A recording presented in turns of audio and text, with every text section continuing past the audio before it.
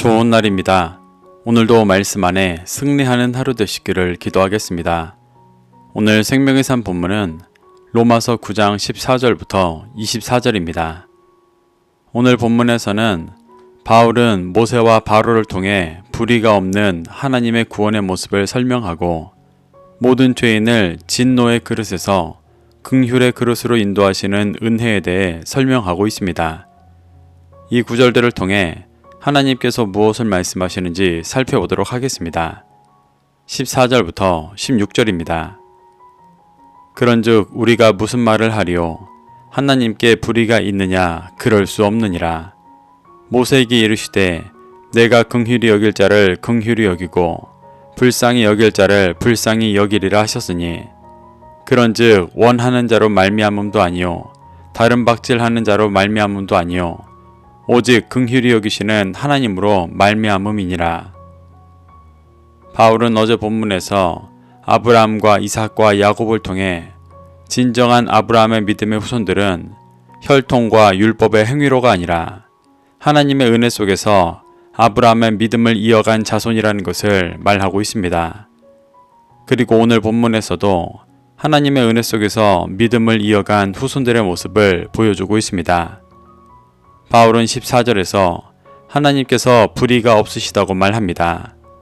하나님께서 불의가 없으시기 때문에 율법의 행위가 아닌 하나님의 은혜 속에서 믿음으로 의롭다 하는 것이 불의한 일이 아니라고 말하는 것입니다. 그러며 15절에서 모세 때를 예로 들어 설명합니다. 내가 긍휼히 여길 자를 긍휼히 여기고 불쌍히 여길 자를 불쌍히 여긴다는 말은 출애굽기 33장 19절의 말씀을 인용한 것입니다.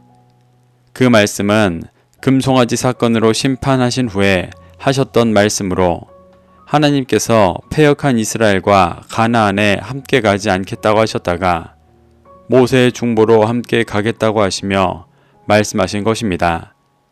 그때 모세는 이스라엘 백성들이 주의 목전에 은총을 입었다고 고백했었습니다. 이는 이스라엘 백성들의 행위와 능력 때문이 아니라 회개하고 자기를 부인하여 하나님께서 다시 주인 되시기를 소망했기 때문에 하나님께서 은혜로 다시 가나안에 함께 하신다고 고백하는 것입니다.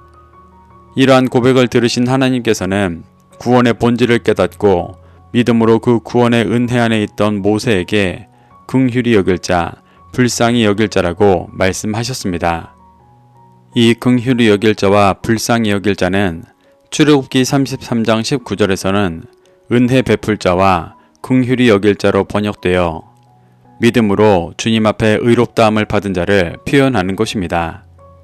바울은 이러한 배경 속에서 모세와 같이 믿음으로 하나님의 은혜 가운데 들어간 자들이 진정한 아브라함의 믿음의 후손이라고 말하고 있는 것입니다.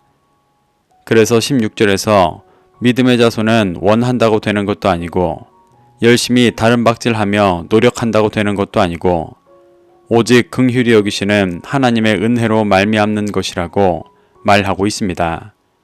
17절부터 18절입니다. 성경이 바로에게 이르시되 내가 이 일을 위하여 너를 세웠으니 곧 너로 말미암아 내 능력을 보이고 내 이름이 온 땅에 전파되게 하려 함이라 하셨으니 그런즉 여호와께서 하고자 하시는 자를 긍휼히 여기시고 하고자 하시는 자를 완악하게 하시느니라. 바울은 출애굽기 9장 16절의 말씀을 인용하여 설명합니다. 이 말씀은 이스라엘 백성들을 출애굽시키시는 하나님의 음성을 듣지 않던 바로의 강팍함으로 인해 애굽에 10가지 재앙을 내리시며 하신 말씀입니다.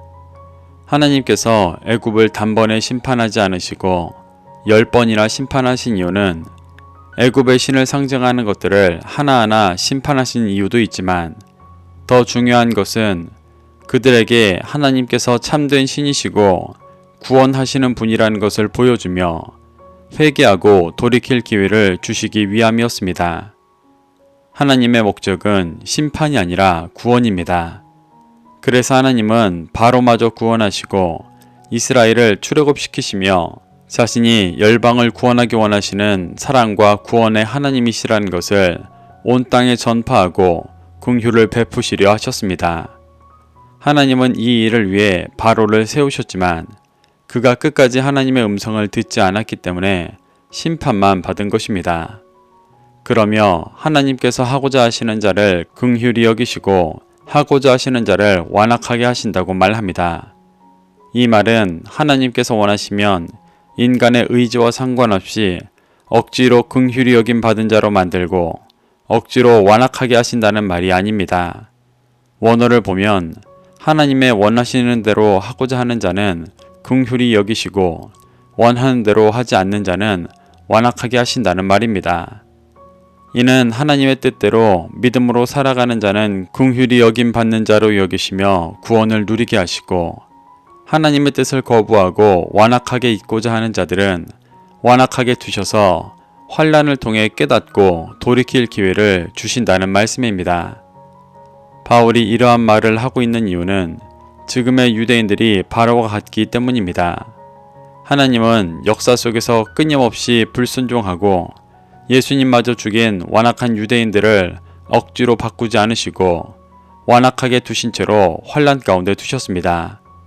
그 이유는 환난 속에서 자신의 죄를 깨닫고 회개하여 모세와 같은 믿음으로 돌아올 수 있는 길을 열어주기 위함이었습니다.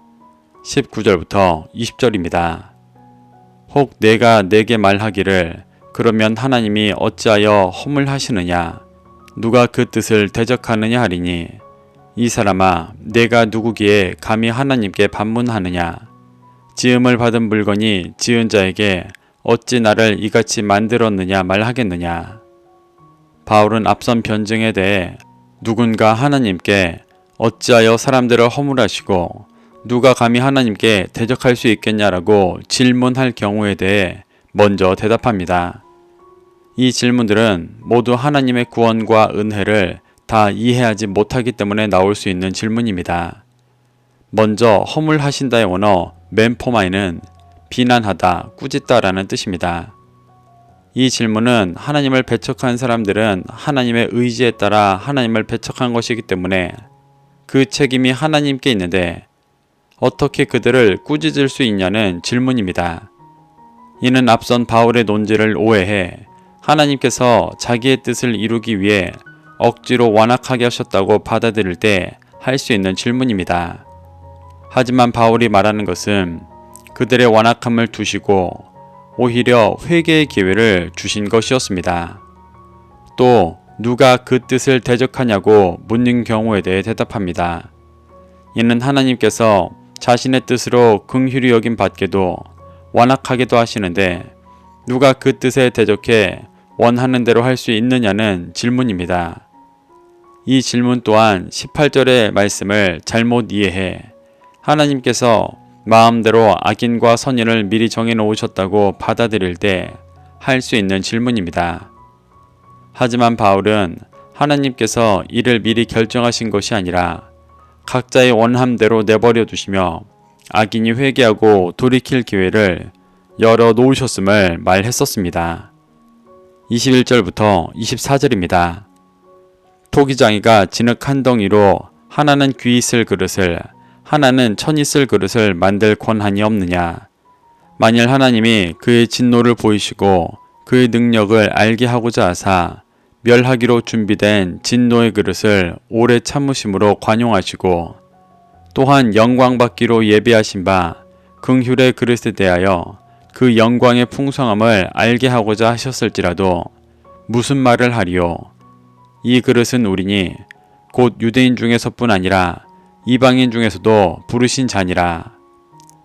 바울은 토기장이 비유를 통해 위 질문들에 대해 답합니다. 바울은 토기장이이신 하나님께 진흙으로 귀 있을 그릇과 천 있을 그릇을 만들 권한이 있다고 말합니다. 여기서 지음받은 물건이 왜 자신을 이렇게 만들었냐고 반문할 수 없다고 말합니다. 이 말은 이사야 64장을 인용한 것으로 이 구절에서는 하나님께서 이스라엘의 범죄로 진노하셨지만 그 심판이 오래되어 죄악을 기억하지 마시고 다시 주의 백성으로 세워달라고 간구하고 있습니다. 바울은 반문하는 자들이 하나님께서 마음대로 원하는 사람을 구원한다고 여기지만 오히려 하나님께서 진노의 그릇에 대해 오래 참으심으로 관용하시며 회개한 자들의 죄악을 기억하지 않으시고 긍휼의 그릇이 되도록 인도하신다고 말하고 있습니다.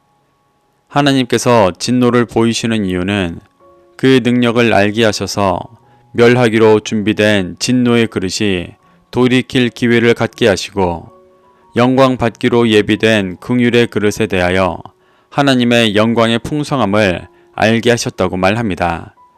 앞서 바로를 통해 온 땅에 하나님의 능력을 보이시고 그 이름을 온 땅에 전파하신다는 것과 같은 맥락의 말입니다.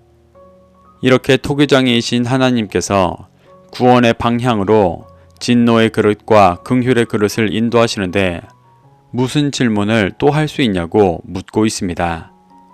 그러며 진노의 그릇에서 긍휼의 그릇이 되어야 하는 그릇이 유대인과 이방인 중 부르심받은 모든 그리스도인들이라고 말하고 있습니다. 혈통을 초월해 모든 죄인이 진노의 그릇에서 긍휼의 그릇으로 나아갈 길을 열어놓으셨다고 말하는 것입니다.